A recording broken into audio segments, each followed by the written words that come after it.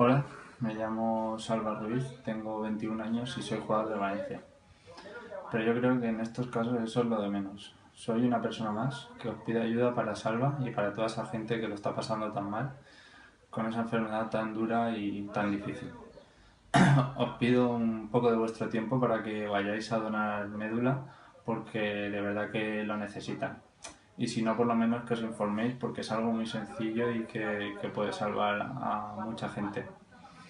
Por último, quería decir que yo también he pasado por una situación complicada hace poco, no tan difícil como la que están pasando estos campeones, pero la verdad que hasta que no estás allí parece que no te va a tocar a ti o a alguien cercano y la verdad que luego agradeces toda la ayuda y la verdad que creo que nos necesitamos los unos a los otros. Hasta la médula con Salva.